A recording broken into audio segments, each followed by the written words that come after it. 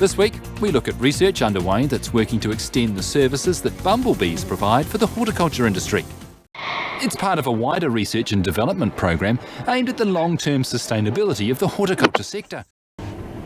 I work for Zonda Beneficials as production manager. I look after the production of bumblebees and predatory mites. This project is 3 years long project and it comprises of 3 main objectives.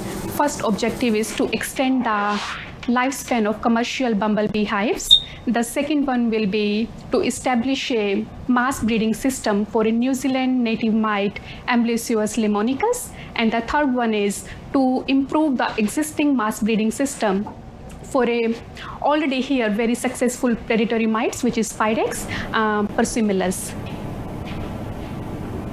We breed these bumblebees in a dark room inside red light if we need to. So this is our cell hive and this is a show hive, just so that you can see clearly here what goes in this hive. We send everything you see here in this cell box here and minus the food, because we don't want to send the hive with the food, otherwise the bees won't come out. So whole entire colony here with the mother queen and its babies and newly laid eggs, etc. They go in the hive and they are ready to go out. The bees hovering around the eggs mass brood, they are actually nursing bees, so they are looking after the young babies, larvae, and they are feeding them and making sure that they are all good and the hive is nice and clean.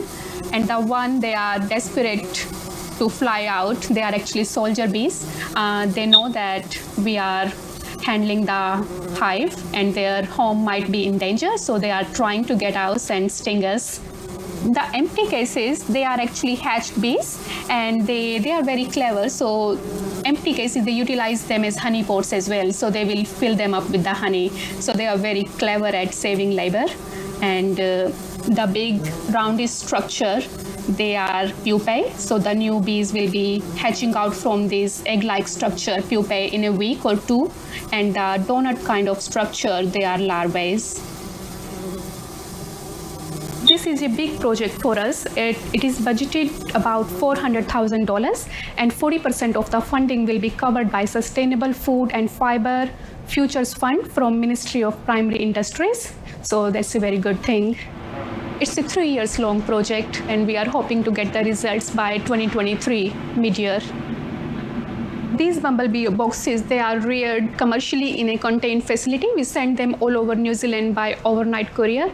They are good for covered crop and greenhouse crop growers like tomatoes, blueberries, strawberries, kiwi fruits, etc. And yeah, we just send them out in the field. They are not fed in the hive, so they just go out in search of food and nectar. And while doing that, they do the pollination for the growers.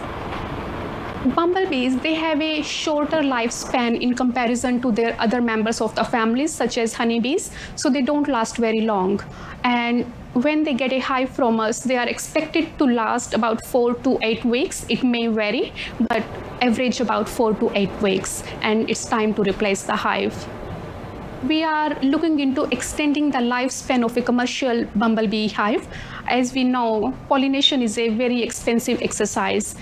They can cost about $100 to $150 and they have to replace the hive quite frequently. And it turns out to be a very expensive project for them. And we are trying to extend the lifespan of a bumblebee hive so they get more value for the money they spend. Bumblebees are eusocial insects. So the performance and establishment of a hive is established by pheromone release of a queen, mother queen, foundress queen. So what we see in a good colony, it's all being maintained by mother foundress queen by releasing the pheromones. So we'll be looking into how we can help the mother queen from outside to have better quality of the hive on inside the colony.